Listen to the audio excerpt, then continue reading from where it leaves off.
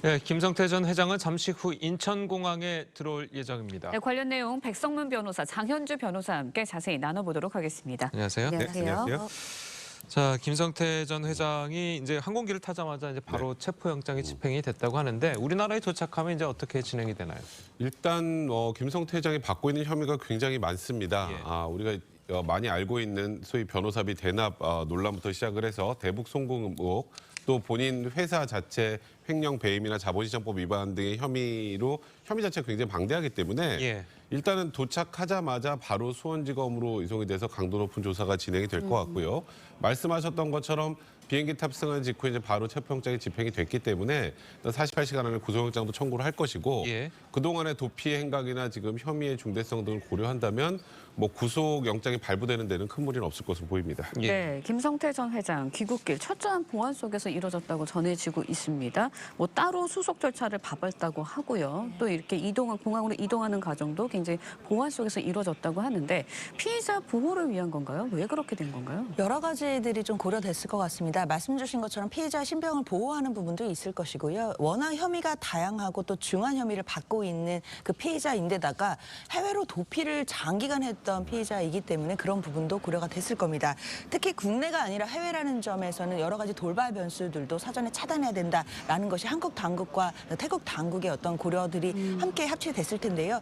특히 검찰에서 이제 이런 보도가 나온 적이 있는데 그 변호인 외에는 다른 일반인들과는 접견을 금지하는 것까지도 지금 검토하고 있다고 하거든요. 그만큼 김성태 전 회장의 어떤 혐의와 관련해서는 공범들도 많고 그리고 또 다른 사람들 특히 이제 변호인과의 접견 말고 다른 사람들과 만났을 때 증거를 인멸하거나 여러 가지 수사 기밀이 누설될 가능성도 있기 때문에 좀 접견 금지까지 검토하고 있다는 걸 고려해 본다면 오늘 보안을 철저하게 하고 있다는 것도 같은 측면에서 이해를 하면 될 것 같습니다. 예. 네. 자, 뭐 보안을 철저히 했지만 공항에서 기자들을 만나긴 했어요. 네. 기자들을 만나긴 해서 뭐 여러 가지 이야기를 했는데 특히 뭐 그동안 이제 보도에 나왔던 황제 도피에 대해서 이분 약간 뭐 불만을 표출하는 듯한 그런 모습을 보였거든요. 뭐 김치하고 생선 좀 먹은 게 황제 도피냐 뭐 이런 얘기를 했다고 하는데요. 일단 범죄를 저질렀다고 의심되는 사람이 도피한 것 자체에 대한 그 심각성에 대한 인식이 별로 좀 없는 것 같고요. 예. 지금 말씀하셨던 것처럼 실질적으로 진짜 황제 도피였는지 아니었는지 그간의 보도는 굉장히 많이 나왔습니다. 뭐 유명 연예인을 불러서 생일 파티를 치렀다는 등. 그렇죠. 또 뭐 이번에 사실 공과된 곳도 골프장이었는데 뭐 주 2, 3회 골프를 치고 뭐 초호화 뭐 음식을 공수해서 먹었다는 등 이런 얘기들이 많은데 그런 부분들도 당연히 이제 어느 정도 확인을 할 것이고요. 그러니까 저는 이제 말씀드리고 싶은 게 김성태 회장이 이번에 검거되고 지금 오는 과정에서 본인의 행동에 대한 이제 그 위법성의 정도가 그렇게 높지 않다는 취지로 언론에 자꾸 지금 언론 플레이를 좀 하고 있는 것으로 보이는데 예. 그 자체만으로도 굉장히 부적절하다고 생각이 듭니다. 네, 예. 김성태 전 회장 이재명 대표의 전화번호도 모른다. 그러면서 이제 일면수도 없다라는 이야기를 계속 하고 있거든요. 결국은 변호사비 대납 의혹에 대해서 부인을 하고 있는 걸로 생각이 되는데 이 어떻게 혐의를 좀 입증할 수 있는 건가요? 일단 김성태 전 회장도 이재명 대표를 전혀 모른다라고 했고 이재명 대표도 그 김성태 전 회장에 대해서 일명식도 없다고 하고 있습니다. 예. 그렇다고 한다면 서로 간의 얘기를 맞춰 본다면 변호사비를 대납해줄 어떤 계기도 없고 변호사비 대납을 해준 적도 없다라는 취지로 이제 읽히는데요. 검찰로서는 당연히 이제 김성태 전 회장이 받고 있는 의혹들을 이제 대부분 부인할 것이라는 것을 예상했었을 것이기 때문에요.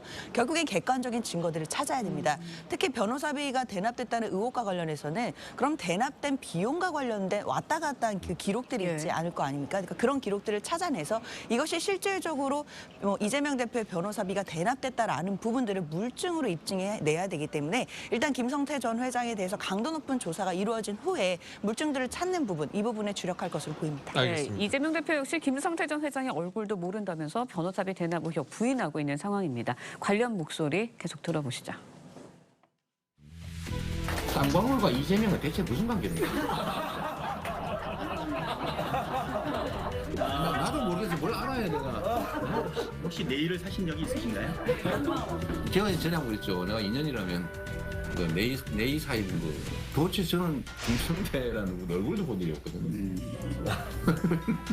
근데 그분이 왜 제 변호사비를 내네요? 받은 사람은 대체 누구냐 그러면? 그 사람 잡아가든지.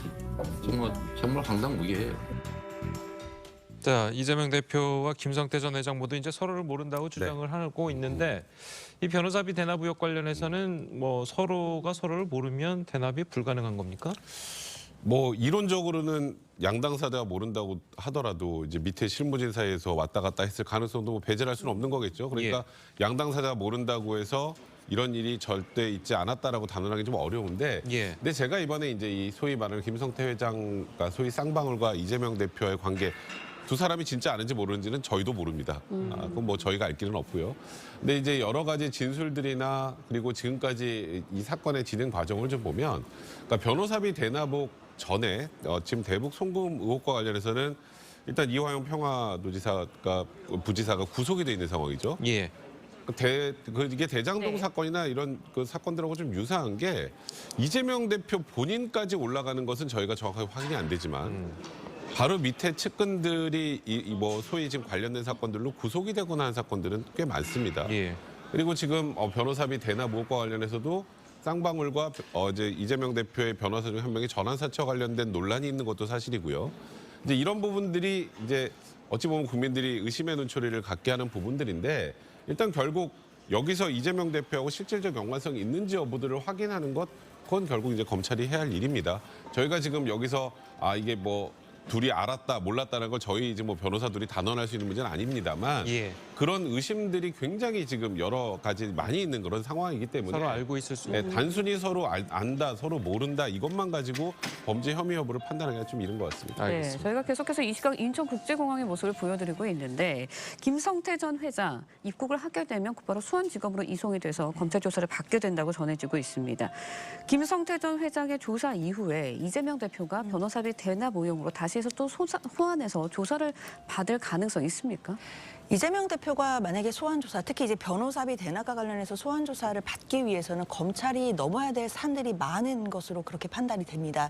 특히 김성태 전 회장을 통해서 조사를 하고 그 후에 변호사비 대납 의혹과 관련돼서 뭐 관계자들이나 또는 뭐 관련된 객관적인 증거들이나 이런 것을 확보하지 못한다라고 한다면 야당 당대표를 어떤 의혹만 가지고 소환해서 뭐 조사를 한다 이런 것은 현실적으로 생각하기가 어렵기 때문일 텐데요. 그럼 검찰로서는 일단 김성태 전 회장이 이 부분에 대해서 특히 변호사비 대납 의혹에 대해서는 부인할 것을 전제로 해서 수사를 진행해야 되기 때문에요.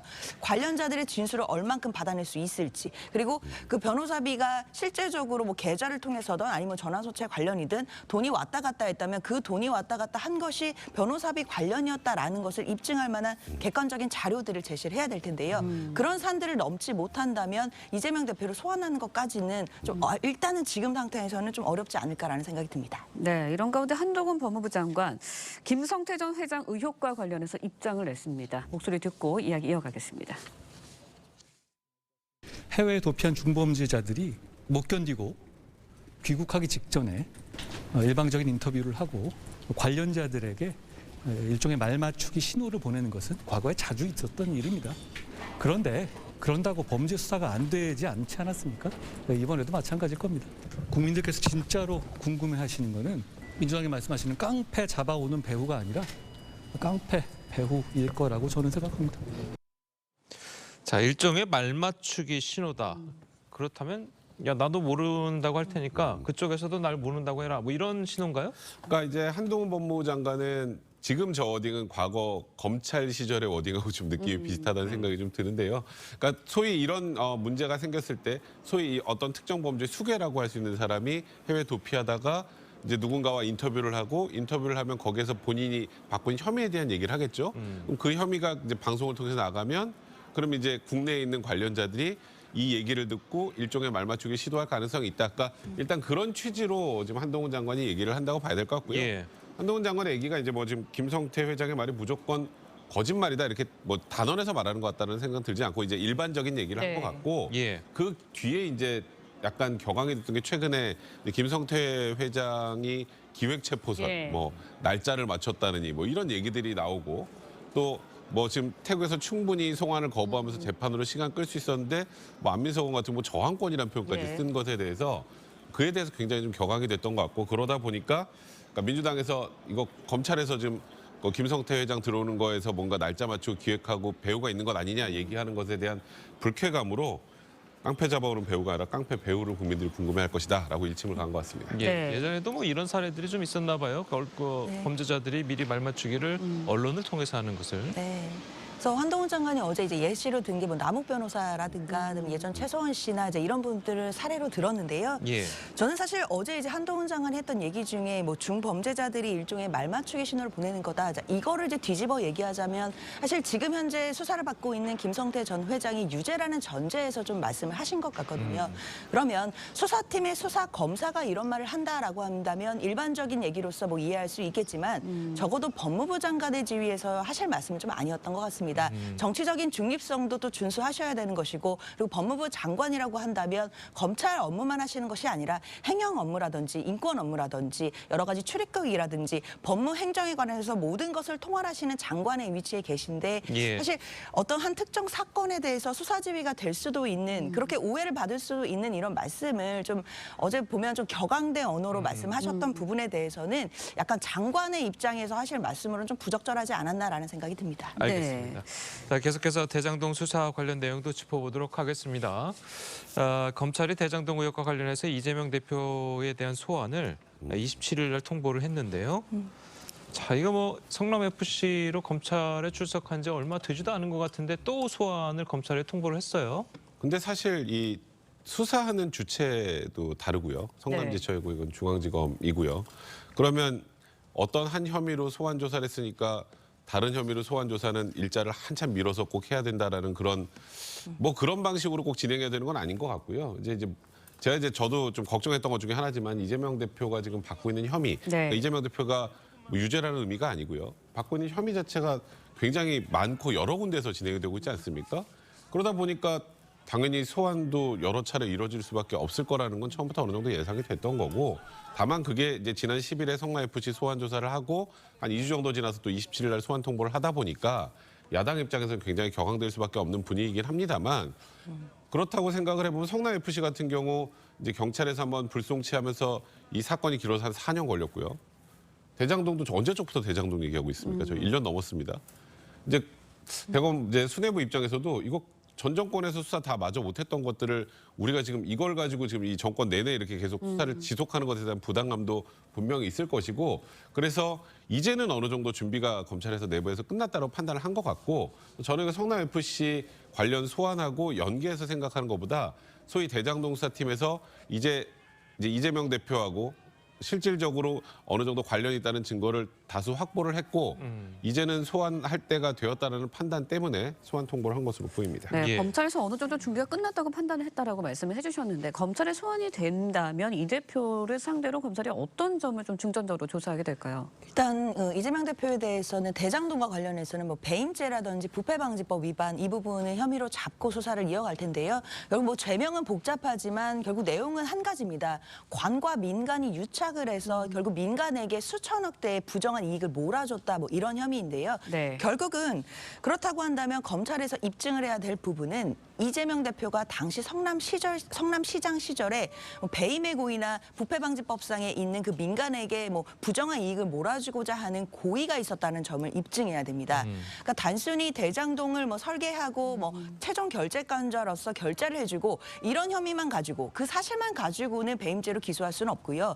그 결재를 해주고 그 과정 속에 그런 모든 의사 결정이 배임의 고의를 가지고 했다라는 부분을 그러면 검찰이 입증을 해야 됩니다. 사실 이재명 대표로서는 그 대장동과 관련된 업무를 처리하는 것은 적법한 업무였을 뿐이고 민간에게 이렇게 이익이 가는 것에 대해서는 배임의 고의가 없었다라고 주장을 할 것이기 때문에요. 검찰이 그런 부분들을 입증해낼 수 있는지 여부에 달렸다라고 봐야겠습니다. 알겠습니다.